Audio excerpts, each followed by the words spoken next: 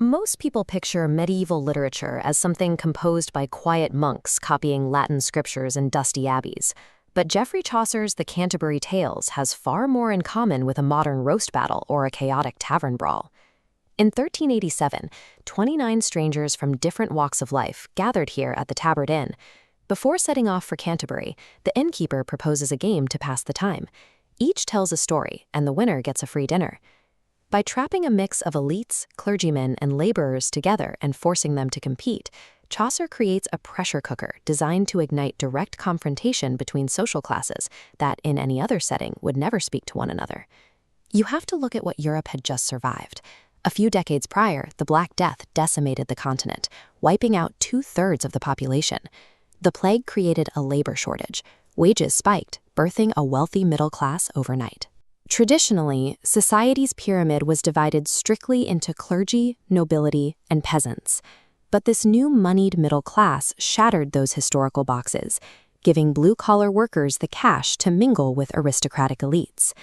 The innkeeper sets up his storytelling contest assuming everyone will respect the polite old-world hierarchies.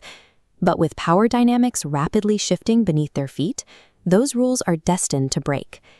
The game begins exactly as expected. The knight goes first, delivering a classic romance, an epic about two noblemen fighting honorably over a chaste, silent woman. The audience applauds politely, breathing a sigh of relief that the traditional top-down social order remains safely intact.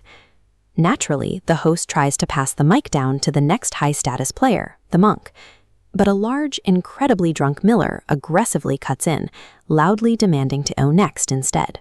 He launches into a fabliau, a crude, highly comedic story of middle-class sexual shenanigans.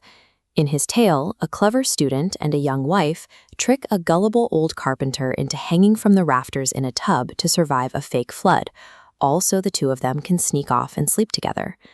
By forcing his way into the lineup and dropping a dirty joke right after the knight's noble epic, the miller physically enacts the social upheaval of the 14th century.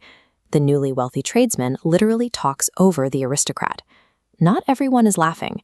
Another pilgrim, the reeve, happens to be an old carpenter. Taking the miller's story as a direct personal insult, he decides to strike back. The reeve retaliates with his own highly explicit tale, this time about a deceitful, thieving miller whose wife and daughter are both seduced by a pair of angry college students stumbling around a bedroom in the dark. That tit-for-tat exchange blows the doors wide open. The host loses complete control of his polite competition as the travelers begin taking personal shots at one another's professions and lifestyles. The corrupt pardoner uses his turn to explicitly detail how he swindles poor believers, delivering a sermon against the exact greed he practices every single day. The wife of Bath, a fiercely independent businesswoman with 5 past husbands, steps up to deliver a story that champions female autonomy and dominance over men. And the shipman strips the romantic illusion away from relationships entirely, telling a story where high-class romance is treated as a literal financial transaction. These pilgrims are weaponizing their turns. Each story acts as a calculated strike to expose a rival's hypocrisy or assert social dominance, turning the host's polite game into a battlefield of narrative attacks. But the sharpest weapon in this entire collection belongs to the author himself. Serious literature was almost exclusively written in elite Latin or French.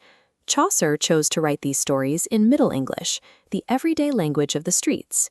He applied the same intricate poetic meter and structural care to the miller's drunken fart jokes as he did to the knight's noble romance. By placing every pilgrim on the same literary footing, he effectively equalized their voices and granted the common tradespeople the same weight as the nobility. The success of the manuscript proved that the common tongue was capable of high art. It legitimized the English language, laying the essential groundwork for future historic writers like William Shakespeare to write plays directly for the masses. The Canterbury Tales continues to resonate because it captures real people in all their flaws. It strips away the myth of a purely pious, boring Middle Ages, and it proves that our core human nature, ambitious, fiercely competitive, and entirely hilarious, hasn't changed a bit